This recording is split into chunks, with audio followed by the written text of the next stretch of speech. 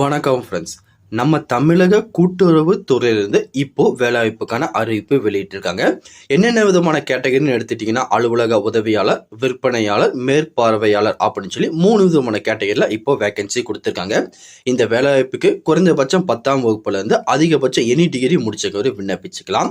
மேலும் இந்த வேலைவாய்ப்புக்கு எப்படி விண்ணப்பிக்கணும், இதுக்கான குவாலிஃபிகேஷன் என்ன, இதுக்கு யார் யாரெல்லாம் எலிஜிபிள் அப்படின்னு சொல்லி ஃபுல் இன்ஃபர்மேஷனும் ஒன் பை ஒன்னாக டீட்டெயிலாக இந்த வீடியோவில் பார்க்கலாம். அதை பார்க்கறதுக்கு முன்னாடி நீங்கள் நம்ம சேனலுக்கு புதியவராக இருந்தீங்கன்னா மறக்காமல் நம்ம சேனலை சப்ஸ்கிரைப் பண்ணிட்டு பக்கத்தில் இருக்க பெல் ஐக்கனை கிளிக் பண்ணிட்டு ஆளுங்க செட் பண்ணிக்கோங்க. அப்போ தான் நம்ம போடுற வீடியோ எல்லாமே உங்களுக்கு உடனே கிடைக்கும். இப்போ வாங்க ஃப்ரெண்ட்ஸ், வீடியோக்குள்ளே போகலாம். இதுதான் அந்த வேலைவாய்ப்புக்கான அஃபிஷியல் நோட்டிஃபிகேஷன். மொத்தம் 48 காலி பணியிடங்கள் கொடுத்துருக்காங்க. இதை வந்து பார்த்தீங்கன்னா கம்யூனிட்டி வைஸாகவும் பிரித்து கொடுத்துருக்காங்க. ஜென்ரலுக்கு ஒரு 23, ஓபிசிக்கு ஒரு 12, எஸ்சிக்கு ஒரு 6, எஸ்டிக்கு ஒரு 3, இடபிள்யூஎஸ்க்கு ஒரு 4 வேகன்சி கொடுத்துருக்காங்க. அதுக்கப்புறம் இதுக்கான ஏஜ் லிமிட் எடுத்துட்டிங்கன்னா 12/1/2024 படி வந்து பார்த்தீங்கன்னா ஜென்ரல், யூஆர், இடபிள்யூஎஸ் கேட்டகரியில் இருந்தீங்கன்னா 21-30 வயசு விண்ணப்பிச்சிக்கலாம். எஸ்சி எஸ்டி கேட்டகரியில் இருந்தீங்கன்னா 21-35 வயசு விண்ணப்பிச்சிக்கலாம். இது ஓபிசி கேட்டகரியில் நீங்கள் இருந்தீங்கன்னா 21-33 வயசு இருக்கவங்க நீங்கள் அழகாக விண்ணப்பிச்சிக்கலாம். அது மட்டும் இல்லாமல் இந்த வேலைவாய்ப்புக்கு விண்ணப்பிக்கிற லாஸ்ட் டேட்னு எடுத்துக்கிட்டிங்கன்னா 29/1/2024 நீங்கள் ஆஃப்லைன் மூலியமாக விண்ணப்பிக்கிற மாதிரி இருக்கும். அதுக்கப்புறம் ப்ரோ என்னென்ன போஸ்ட்டுக்கு எவ்வளோ வேகன்சி அதை சொல்லவே இல்லை அப்படின்னு சொல்லி நிறைய பேர் கேட்பீங்க. இதை பாருங்க, ஃபர்ஸ்ட் ஆஃபீஸ் அசிஸ்டன்ட் இதுக்கு ஒரு 12 வேகன்சி கொடுத்துருக்காங்க. சேல்ஸ்மேன் அதுக்கு வந்து பார்த்தீங்கன்னா 22 வேகன்சி கொடுத்துருக்காங்க.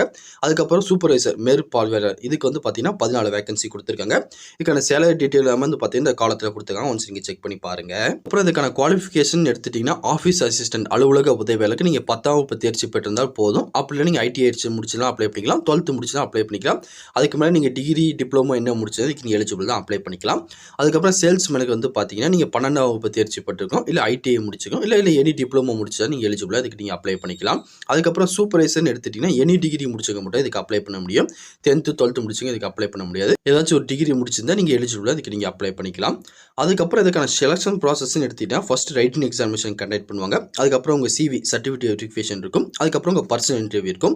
இந்த 3 மெத்தட் மூலியமாக வந்து பார்த்தீங்கன்னா உங்கள் செலக்ஷன் ப்ராசஸ் எல்லாமே கண்டக்ட் பண்ணிட்டு இருக்காங்க. அதுக்கப்புறம் இதுக்கான எக்ஸாமினேஷன் பேட்டர்ன் எடுத்துட்டிங்கன்னா ஜென்ரல் நாலேஜ், அதுக்கப்புறம் மேக்ஸு, அக்ரிகல்ச்சர், அதுக்கப்புறம் வந்து பார்த்தீங்கன்னா கோஆப்ரேட்டிவ் மேனேஜ் இது எல்லாமே வந்து பார்த்தீங்கன்னா கலந்து அவங்க எக்ஸாமினேஷன் கேட்பாங்க. மொத்தம் வந்து பார்த்தீங்கன்னா ஒரு 100 மார்க் எக்ஸாமினேஷன் உங்களுக்கு நடைபெறும். 1.5 மணி நேரம் உங்களுக்கு கொடுப்பாங்க.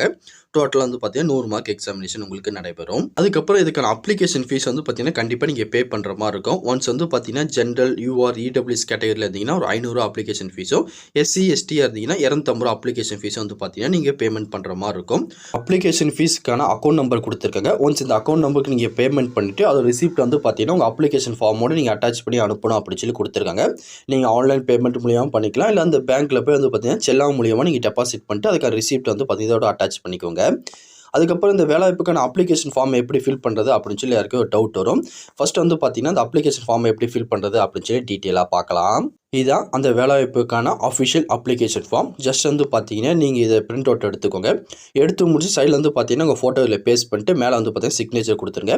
கொடுத்து முடிச்சு நீங்கள் என்ன போஸ்ட்டுக்கு அப்ளை பண்ண போகிறீங்க அந்த போஸ்ட் டைம் இதில் கொடுத்துருங்க. அதுக்கப்புறம் உங்கள் பேர் வந்து பார்த்தீங்கன்னா பிளாக் லெட்டரில் கொடுத்துருங்க. அதுக்கப்புறம் உங்கள் பிறந்த தேதி, அதுக்கப்புறம் வந்து பார்த்தீங்கன்னா 12/1/2024 அன்றைக்கி உங்களுக்கு என்ன வயசோ அதை வந்து பார்த்தீங்கன்னா டீட்டெயிலாக கொடுத்துருங்க.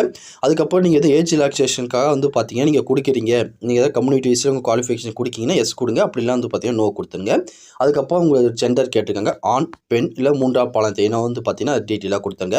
அதுக்கப்புறம் உங்கள் தந்தை, கணவர் அல்லது பாதுகாப்பு பேர் வந்து பார்த்தீங்கன்னா டீட்டெயிலாக மென்ஷன் பண்ணிடுங்க.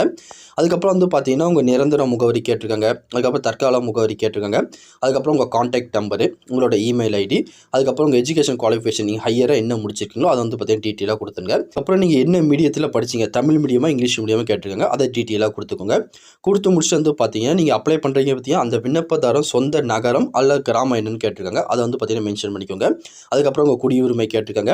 அதுக்கப்புறம் நீங்கள் அப்ளை பண்ணுற வேலையில் இதுக்கு முன்னாடி ஏதாச்சும் உங்களுக்கு ஒர்க் எக்ஸ்பீரியன்ஸ் இருக்கான்னு கேட்டிருக்காங்க. இருந்துச்சுன்னா எஸ் கொடுத்துக்கோங்க, இல்லைனா நோன்னு கொடுத்துருங்க. அப்புறம் உங்ககிட்ட எதுவும் முன்னுரிமை வச்சிருக்கீங்களா, ஆதரவற்ற விடவைகள் அந்த மாதிரி வந்து பார்த்தீங்கன்னா ஏதாச்சும் முன்னுரிமை சர்டிஃபிகேட் உங்ககிட்ட இருந்துச்சுன்னா அதை வந்து பார்த்தீங்கன்னா மென்ஷன் பண்ணிக்கோங்க, இல்லைனா விட்டுறலாம், பிரச்சனை கிடையாது. அதுக்கப்புறம் வந்து பார்த்தீங்கன்னா உங்களோட மதம் கேட்டிருக்காங்க, அதுக்கப்புறம் உங்கள் இனம் கேட்டிருக்காங்க, நீங்கள் ஜென்ரலா, ஓபிசியா, எஸ்சியா, எஸ்டியா, இடபிள்யூஎஸ் கேட்டிருக்காங்க, அதை வந்து பார்த்தீங்கன்னா கொடுத்துக்கோங்க.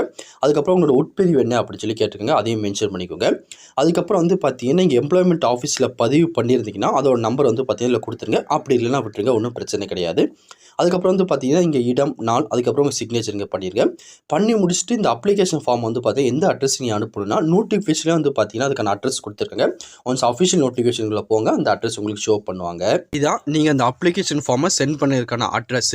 South Indian multi stage agriculture cooperative society head office town hall campus near old bus stand Vellore. இந்த அட்ரஸ்க்கு நீங்கள் வந்து பார்த்தீங்கன்னா அப்ளிகேஷன் ஃபார்மை சென்ட் பண்ணணும். அதுக்கப்புறம் உங்கள் அப்ளிகேஷன் ஃபார்மோட நீங்கள் என்னென்ன டாக்குமெண்ட்லாம் அட்டாச் பண்ணணும்னு சொல்லி கொடுத்துருக்காங்க. முதல்ல உங்கள் 10th மார்க் ஷீட்டு, அதுக்கப்புறம் 12th மார்க் ஷீட்டு, அதுக்கப்புறம் நீங்கள் டிகிரி டிப்ளமோ எதுவும் முடிச்சிருந்தீங்க அதோட மார்க் ஷீட்டை அட்டாச் பண்ணிக்கோங்க. அதுக்கப்புறம் கம்யூனிட்டி சர்டிஃபிகேட், ஆதார் கார்டு, 2 வந்து பார்த்தீங்கன்னா ரீசெண்டாக எடுத்த ஃபோட்டோ, இது எல்லாமே வந்து பார்த்தீங்கன்னா நீங்கள் அட்டாச் பண்ணிக்கோங்க. இந்த 6 டாக்குமெண்ட்டும் கம்பல்சரியாக நீங்கள் அட்டாச் பண்ணியே ஆகணும்.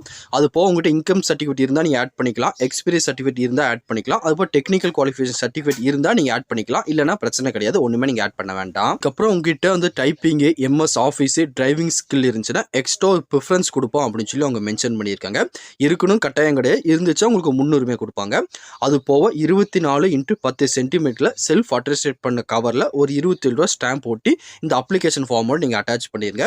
அப்போ தான் உங்களுக்கு இன்டர்வியூக்கு வந்து பார்த்தீங்கன்னா கால் லெட்டர் அனுப்புவாங்க, எக்ஸாமினேஷன் எல்லாத்துக்குமே வந்து பார்த்தீங்கன்னா கால் லெட்டர் அனுப்புறதுக்கு ஈஸியாகவே இருக்கும். அப்ளிகேஷன் ஃபார்ம் இந்த டாக்குமெண்ட் எல்லாமே அட்டாச் பண்ணி அவங்க சொல்லியிருக்க மாதிரி இந்த அட்ரஸ்க்கு அவங்க குறிப்பிட்டிருக்க டேட்டுக்குள்ளே நீங்கள் சென்ட் பண்ணி வச்சுருங்க. வேறு எதுவும் இதை பற்றி உங்களுக்கு டவுட் இருந்தாலும் கீழே கமெண்ட் செக்ஷனில் தெரிவிங்க, கண்டிப்பாக உங்களுக்கு நான் கிளியர் பண்ணி தரேன். இந்த பதிவு கண்டிப்பாக உங்களுக்கு பயனுள்ளதாக இருக்கும்னு நினைக்கிறேன். தெரியாதவங்க ஃப்ரெண்ட்ஸ்க்கு இந்த வீடியோ ஷேர் பண்ணுங்கள், பிடிச்சிருந்தா லைக் பண்ணுங்கள். அடுத்த ஒரு வீடியோ சந்திக்கலாம். Thank you and bye bye friends.